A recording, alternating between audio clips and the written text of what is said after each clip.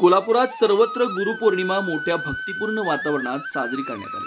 शहरातील सर्व मंदिरांसह अन्य धार्मिक स्थळांवर भाविकांनी दर्शनासाठी मोठी गर्दी केली होती। कोल्हापुरातील एक महत्त्वाचं दत्तस्थान असणाऱ्या श्री एकवीरा दत्त भिक्षालिंग मंदिराला देखील एक विशेष महत्त्व आहे। या ठिकाणी श्री गुरुदेव दत्तच्या गजरात भक्तांनी आपल्या गुरुप्रती असणारी श्रद्धा व्यक्त केली।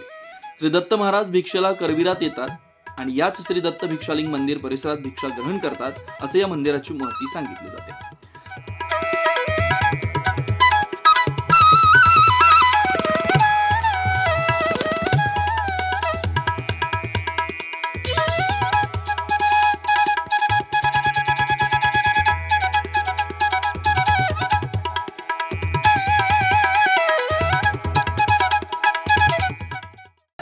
देवस्थान व्यवस्थापन समिती पश्चिम महाराष्ट्र कोल्हापूर यांच्या व्यवस्थेखाली असलेले श्री दत्त भिक्षालिंग देवस्थान रेवारपेठ आझाद चौक कोल्हापूर आज गुरुपौर्णिमेनिमित्त सकाळी श्री रुद्राभिषेक 9 ते 11 श्रींची पानाफुलातील आकर्षक पूजा 12 वाजता श्रींची महाआरती व प्रसाद वाटप।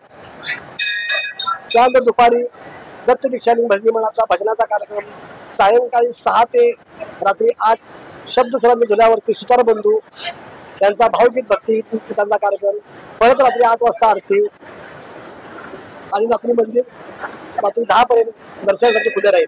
आज भाविकांची फार गर्दी आहे। गुरुपौर्णिमेनिमित्त भाविक दर्शनासाठी रांग लागलेली आहे। या मंदिराचे महत्व असं आहे, गुरुच्या आख्यायीमध्ये महाराज दररोज भ्रमणीसाठी आपल्या कोल्हापूर भिक्षेमध्ये करवीरमध्ये भिक्षेला येतात। करवीर म्हणजे कोल्हापूर। महाराज हे मध्यान्हकाळी दररोज भिक्षेला कोल्हापूर नगरीत येतात आणि ह्या ठिकाणी एकविरी मातेकडून महाराजांनी भिक्षा घेतली आहे। या मंदिराचं महत्व म्हणजे मंदिराच्या गाभाऱ्यामध्ये निर्गुण निराकार पादुका येतात। पादुकाच्या समोर महादेवाची पिंड आहे। महादेवाच्या पिंडीवरती स्वयंभू 3 लिंग आहेत, ब्रह्मा विष्णू महेश। त्यालाच दत्त भिक्षा असे समजले जाते। तर दरवर्षीप्रमाणे यंदाही द्रोणागिरी आश्रमात गुरुपौर्णिमा भक्तिपूर्ण वातावरणात साजरी करण्यात आली। यावेळी असंख्य भक्तगण उपस्थित होते। गुरुपौर्णिमा निमित्त पहाटेपासून अभिषेक, प्रवचन, भजन, पाद्यपूजन, प्रवचन, वह्या, वृक्ष आणि पुस्तके वाटप, मोफत आरोग्य शिबिर व महारोग्यांना अन्नदान तसेच महाप्रसाद अशा कार्यक्रमांनी भक्तिमय वातावरणात सोहळा पार पडला। सायंकाळी गजराने या सोहळ्याची सांगता करण्यात आली।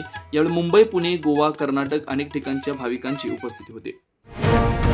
अशाच ताज्या अपडेटसाठी महासत्ता न्यूजला सबस्क्राइब करा।